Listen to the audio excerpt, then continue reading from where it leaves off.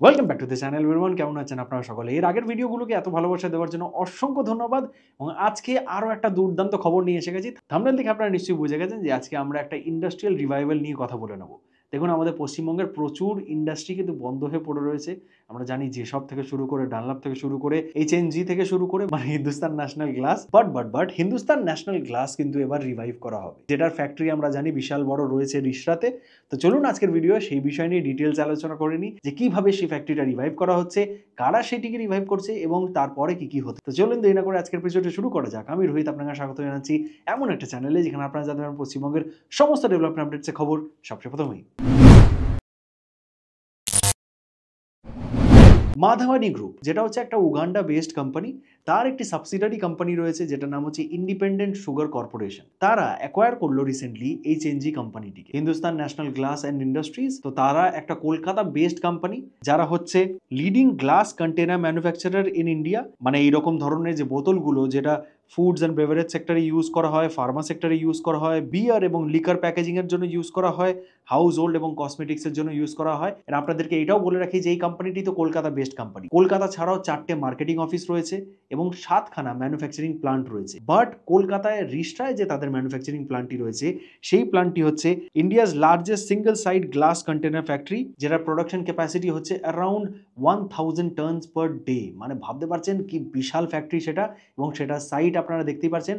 এবং সাইজের যদি কথা বলা হয় তাহলে অ্যারাউন্ড 30 to 35 একর্স সেটা সাইজ রয়েছে। সেই কোম্পানিটির ইনসলভেন্সির প্রসেস চলছে 2021 অক্টোবর। এবং যেটা আমি বললাম যে রিসেন্টলি সেপ্টেম্বর মাসে মাধবেনী গ্রুপের সাবসিডারি কোম্পানি আইএনএসসিও অ্যারাউন্ড 1600 কোটি টাকার লোন সিকিউর করেছে from Cerberus Capital and International Finance Corporation. তারপর তারা 2250 কোটি টাকা দিয়ে এই এইচএনজি কোম্পানিটিকে অ্যাকোয়ার করে নিয়েছে, which is a great thing. কারণ এটা কিন্তু হচ্ছে revival of this closed unit. And এটা যদি হয় তাহলে কিন্তু আমাদের পশ্চিমবঙ্গের বিশালভাবে বেনিফিট হবে। কারণ এই কোম্পানিটির কোনো ইন্ডিয়া অফিস নেই, কোনো ইন্ডিয়া হেডকোয়ার্টার্স নেই, তারা উগান্ডা বেস্ট একটি কোম্পানি।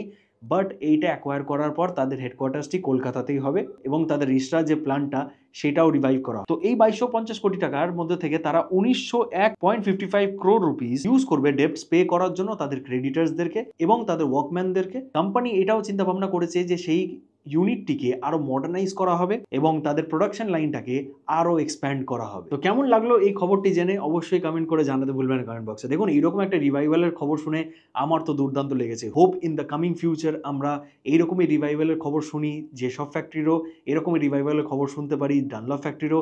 এবং রিসেন্টলি আমি শুনছিলাম যে হিন্দুস্তান মোটরসের যে প্লান্টের সাইটটা রয়েছে হিন্দ মোটর অর বলতে পারি উত্তরপাড়ার মাঝে, সেইখান থেকে তো অনেকটা জমি নিয়ে টিটাগড় রেল সিস্টেমস তাদের প্লান্ট করেছে, সেইখানে ম্যানুফ্যাকচারিং করছে। যেমনটা আমি আপনাদেরকে দেখিয়েছি, যে আপনারা যারা যারা দেখেননি আই বাটনের লিঙ্ক চলে এসেছে, গিয়ে দেখতে পারেন। পশ্চিমবঙ্গ সরকার রিসেন্টলি এটাও বলেছে যে সেখানে অ্যারাউন্ড যে 350-355 একর জমি রয়েছে অ্যাডিশনালি পড়ে হিন্দ মোটর ফ্যাক্টরির, সেইটা তারা এবার লিজ আউট করতে আরম্ভ করবে as a industrial and logistic park হিসেবে। সেখানে বিভিন্ন ইন্ডাস্ট্রিরা ইন্ডিভিজুয়ালি সেট আপ করতে আরম্ভ করতে পারবে। আমার তো দুর্দান্ত লেগেছে, কারণ দেখুন এই জায়গাটা হুগলির একটা মেজর ইন্ডাস্ট্রিয়াল হাব।